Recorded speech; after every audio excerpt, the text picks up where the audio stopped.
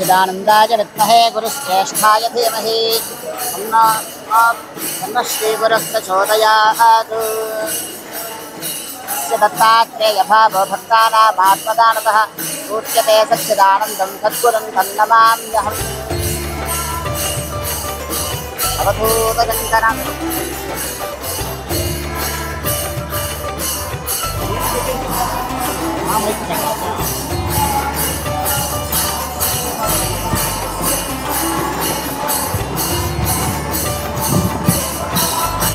अवधूत चिंतन श्री गुरुदेव दत्त। बोलो श्री श्री श्री गणपति सच्चिदानंद स्वामी जी की जय। लक्ष्मी माता जी की। श्री दत्त विजयानंद तीर्थ स्वामी जी की। ఆంధ్రదేశాన తెలుగునాట పరిచయమే అవసరం లేని ముఖ్యులు ఏళ్లలో లెక్క పెట్టుకోవచ్చు. వాళ్ళలో మహనీయులు వారి ఇందాకే శ్రీ స్వామీజీ వారు అంటూ ఉన్నారు, వజ్రపు కంఠము, ఆ పురాణ జ్ఞానము, వేద జ్ఞానం మొత్తం కూడా మిళితం చేస్తే ఆ జ్ఞానమే ఒక స్వరూపంలో వస్తే ఎలా ఉంటుందో ఆ స్వరూపమే బ్రహ్మశ్రీ చాగంటి కోటేశ్వరరావు గారు. వారికి గట్టిగా చప్పట్లు కొడుతూ మనందరము కూడా స్వాగతం పలుకుదాము. వారికి మన క్షేత్రానికి స్వాగతం పలకవలసిందిగా మన పిఠాపురం ఆశ్రమం ఎగ్జిక్యూటివ్ ట్రస్టీ గారు శ్రీ ప్రభాకర్ శర్మ గారిని ముందుకు రావాల్సిందిగా పిలుస్తూ ఉన్నాను. అలాగే మన ట్రస్టీ శ్రీ సత్యనారాయణ రెడ్డి గారు కూడా ముందుకు వచ్చి పూలహార సమర్పణ చేసి స్వాగతం పలకవలసిందిగా కోరుతూ ఉన్నాము.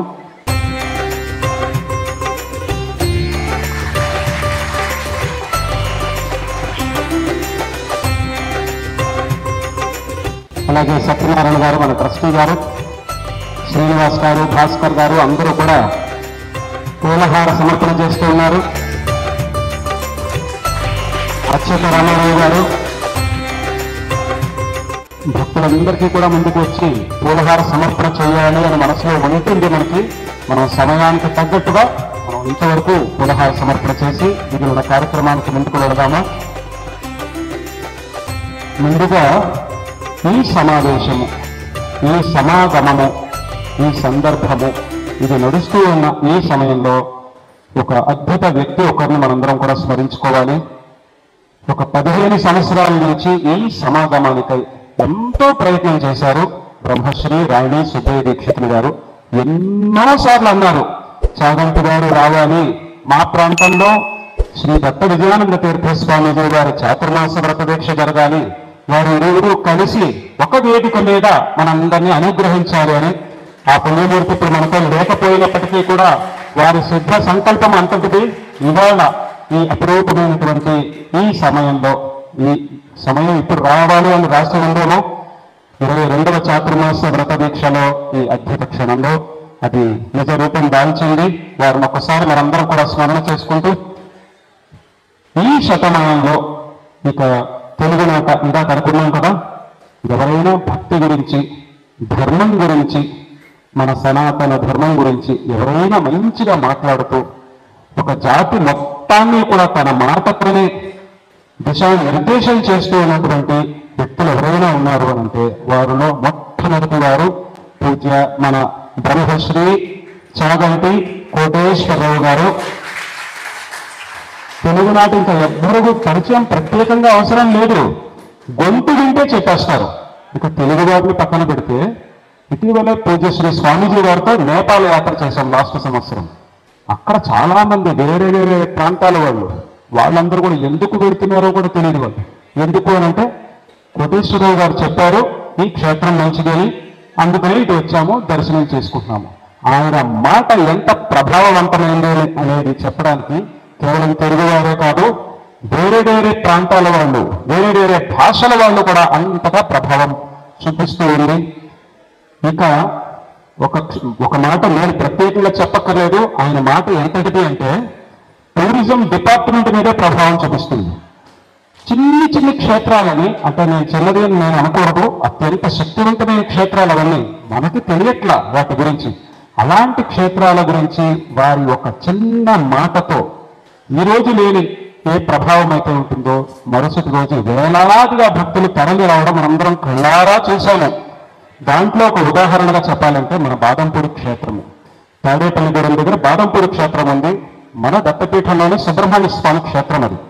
ఆ క్షేత్రానికి ఒకసారి వచ్చేశారు వారు, అనుకోకుండా అలా వెళుతూ వచ్చారు, దర్శనం చేసుకున్నారు. దాని గురించి చిన్న వీడియో కూడా మెసేజ్ పంపించారు. ఆ తరువాత వేలాది మంది భక్తులు, తాడేపల్లిగూడెం వాళ్ళే, అక్కడుండే వాళ్ళే వేలాదిగా తరలి వచ్చారు ఆ క్షేత్రానికి. అంతటి అద్భుతమైన శక్తి కలిగినటువంటి ఆ వాక్కు అది.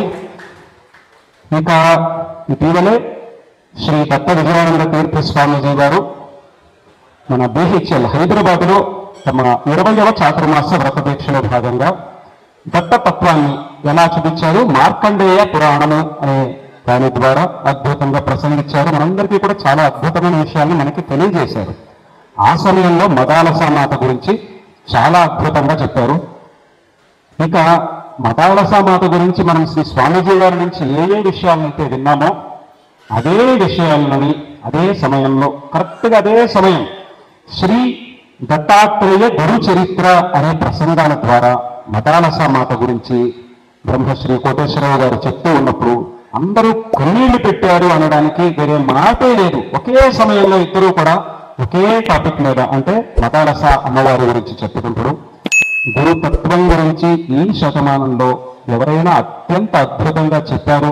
ఇక ఒక ధర్మాన్ని ముందుకు నడిపించడంలోనే ప్రథమ శ్రేణిలో ముందులో ఉన్నారు ఎవరైనా అని అంటే మన ప్రాంతం నుంచి బ్రహ్మశ్రీ చాగంటి కోటేశ్వరరావు గారు అందరిలో కూడా ఆజ్ఞలుగా ఉండి మనందరినీ కూడా నడిపిస్తూ అద్భుతమైన దారిలో మనందరం కూడా ఇవాళ ఉండడానికి ఒక కారణభూతులై ఉన్నటువంటి వారికి మరొక్కసారి మనందరూ కూడా గట్టిగా చప్పట్లు కొడుతూ, ఇక వారు సంపూర్ణ రామాయణము, భాగవతము, భారతము, సౌందర్యలహరి గురించి ప్రత్యేకంగా చెప్పాల్సిన అవసరం లేదు.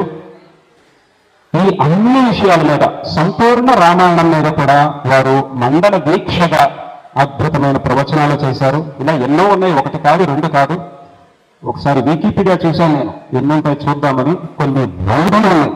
ఇక వాటన్నిటి గురించి ప్రస్తావన కూడా మనకి అవసరం లేదు, అంత సమయం కూడా ఉండదు అనే ఒక దీనికి వచ్చి తరువాత దత్తపీఠం తరఫు నుంచి ఆయనకి ప్రవచన నిధి అని 2017లో సత్కరించుకున్నాము.